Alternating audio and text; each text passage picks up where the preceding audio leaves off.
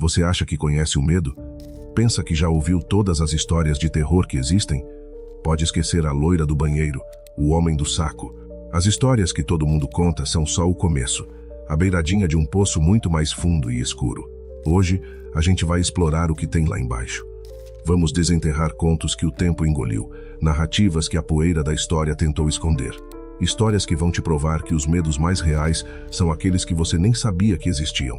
Se você é dos que gostam daquele arrepio na espinha, de um medo que parece real demais para ser só história, já se inscreve no canal e deixa o like. A jornada de hoje vai ser tensa e é sempre bom ter companhia. 1. O defunto. Vamos começar nossa descida ao macabro com um dos maiores medos da humanidade, ser enterrado vivo. Nossa primeira história é um mistério por si só, um conto que aparece em antologias como Contos Macabros, 13 histórias sinistras da literatura brasileira, mas cuja origem exata é uma incógnita.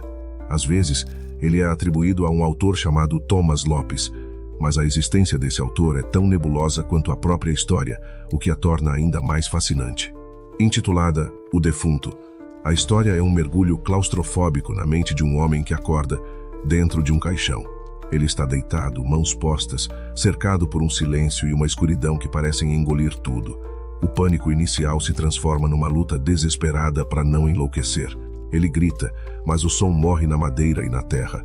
Ele tenta se mexer, mas cada centímetro do espaço apertado é uma nova forma de tortura. O terror aqui não vem de monstros, mas da agonia psicológica, da percepção lenta e terrível da morte que se aproxima. O ar fica pesado, a respiração difícil. A narrativa te joga para dentro daquele caixão, te força a sentir a asfixia, o desespero e a solidão de um homem que ouve os sons do próprio funeral do lado de fora. É um medo visceral que nos lembra como é fina a linha entre a vida e a morte. 2. Confirmação. Você acredita que a ciência pode explicar tudo? E se um experimento feito em nome da razão abrisse uma porta para algo que desafia completamente a lógica? Nossa próxima história vem da mesma nebulosa de contos raros da literatura brasileira e é às vezes atribuída a Gonzaga Duque. Acontece que ele era mais conhecido como crítico de arte do que como autor de terror, o que deixa tudo ainda mais esquisito. O conto, chamado Confirmação, nos leva para o gabinete de um médico ocultista que decide fazer uma sessão espírita. Mas ele não chama qualquer um. Ele reúne seus colegas, todos céticos e homens da ciência.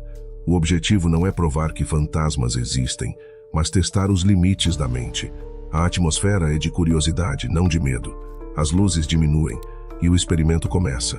No começo, claro, nada acontece, só risadinhas e piadas céticas, mas aí a temperatura da sala despenca. Um murmúrio baixo que não pertence a ninguém ali começa a ecoar. A tensão aumenta quando a presença se manifesta, não como um espírito amigável, mas como algo antigo e aterrorizante. O conto mostra o colapso de homens racionais confrontados com o inexplicável. A confirmação que eles encontram não é da vida após a morte, mas de que existem coisas que a ciência nunca deveria tentar perturbar. 3. O juramento. O que você faria por amor e por vingança? Nosso terceiro conto é uma pequena e brutal joia do horror, supostamente escrita por Humberto de Campos por volta de 1932. É difícil ter certeza se a história com todos os detalhes é mesmo dele, mas o tema certamente combina com seu estilo sombrio. O juramento nos leva para uma terra selvagem, habitada por tribos canibais, onde uma promessa de amor se torna um ato de vingança macabra. A história conta a paixão proibida entre um explorador e uma jovem indígena. O amor deles floresce em segredo, mas a tragédia está no ar. A mulher está prometida a um líder tribal cruel. O explorador desesperado faz um juramento. Se ele não pode tê-la em vida, ele se unirá a ela de uma forma que ninguém mais poderá. Ele jura que se algo acontecer a ela, ele a devorará para que uma parte dela viva para sempre dentro dele. E o destino, claro, cobra a promessa. A mulher é sacrificada em um ritual. O explorador, louco de dor, se infiltra na tribo durante o banquete fúnebre. Na escuridão, ele participa do ritual canibal, procurando por um pedaço específico de sua amada. O final é chocante e direto. Com um pedaço de carne nas mãos, ele revela que comeu o coração dela. Ele cumpriu seu juramento. É uma história que mistura amor, loucura e um tabu profundo, deixando um gosto amargo e inesquecível na boca. 4. O bebê de Tarlatana Rosa. O carnaval brasileiro é uma festa de excessos, cores, máscaras. Mas e quando por trás da fantasia se esconde um horror que não dá nem para descrever? Essa é a premissa do nosso quarto conto, uma obra-prima do grande cronista carioca João do Rio, escrita em 1910. O Bebê de Tarlatana Rosa nos apresenta Heitor de Alencar, um boêmio que, no meio da folia do Rio de Janeiro, fica encantado por uma figura misteriosa, uma pessoa fantasiada de bebê, com um traje rosa, gordinho e bochechudo. A atração é instantânea. Durante os dias de festa, eles flertam e se perdem na multidão. O bebê nunca fala, só responde com gestos, o que aumenta ainda mais o mistério.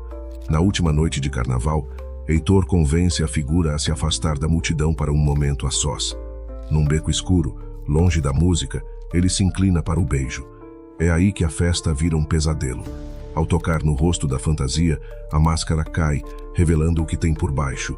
Não um rosto humano, mas uma cabeça estranha. Uma cabeça sem nariz, com 2 buracos sangrentos. Uma caveira com carne. O horror é tão grande que Heitor recua, vomitando, sua aventura carnavalesca transformada numa visão do inferno que o assombraria para sempre. 5. Elcio Bon, o assobiador. Certas lendas são tão apegadas à sua terra que raramente viajam para longe. Nossa quinta história vem das planícies da Venezuela e da Colômbia. Esqueça fantasmas que batem na parede. Este aqui anuncia sua chegada com um assobio que gela a alma. Conheçam Elcio Bon, ou o assobiador. A lenda fala de uma figura esquelética e assustadoramente alta, que pode chegar a 3 ou 4 metros de altura, vagando pelas noites escuras. Ele carrega um saco nas costas e assobia as notas musicais em sequência. Dó, Ré, Mi, Fá, Sol, Lá, Si. Mas aqui vem o truque mortal. Se o assobio parece perto, ele está longe. Se o assobio soa distante, o Silbon está bem ao seu lado. E aí, já era. E o que ele carrega no saco?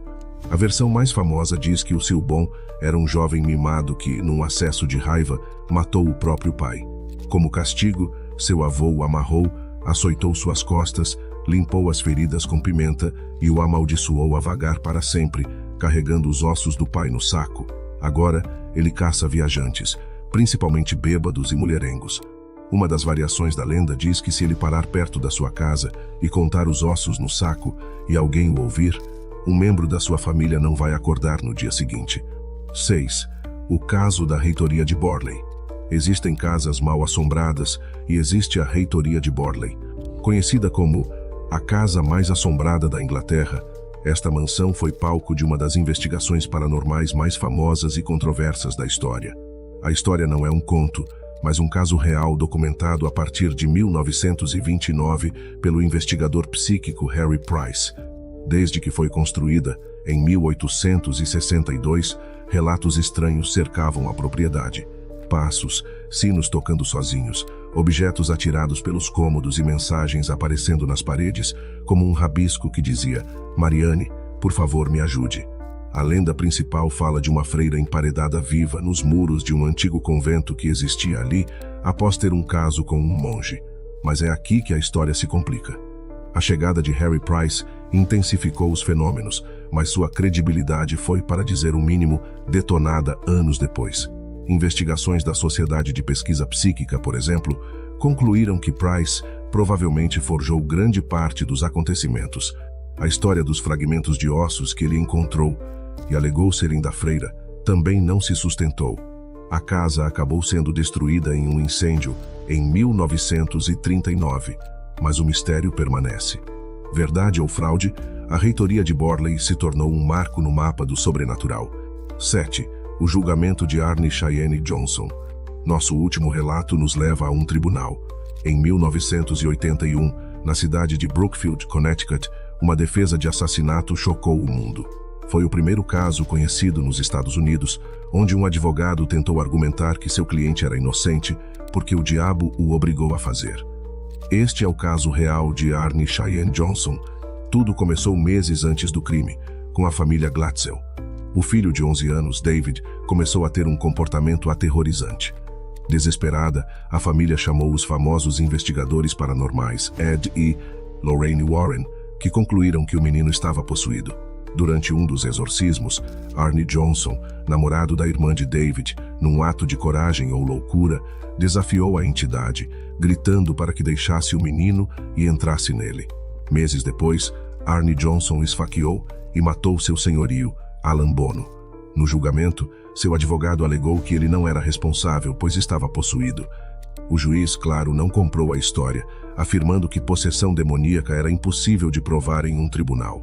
Arne Johnson foi condenado por homicídio doloso de primeiro grau. Pegou uma sentença de 10 a 20 anos e cumpriu cerca de 5. O caso inspirou o filme Invocação do Mal 3, mas a história real, com testemunhas e um julgamento oficial, permanece como um dos encontros mais perturbadores entre a lei e o sobrenatural. Das profundezas da literatura brasileira aos tribunais americanos, essas foram 7 histórias que provam que o terror está em toda parte, muitas vezes escondido onde a gente menos espera. E você? Qual desses contos te deixou com mais medo? A claustrofobia do caixão, o horror no meio do carnaval ou a fria realidade de um crime supostamente demoníaco? Deixa sua opinião aí nos comentários e conta pra gente se você conhece alguma história de arrepiar da sua cidade que mais ninguém parece lembrar. Não esquece de se inscrever no canal para não perder nossa próxima investigação sobrenatural e de deixar aquele like para fortalecer nosso trabalho. Até a próxima se tiver coragem.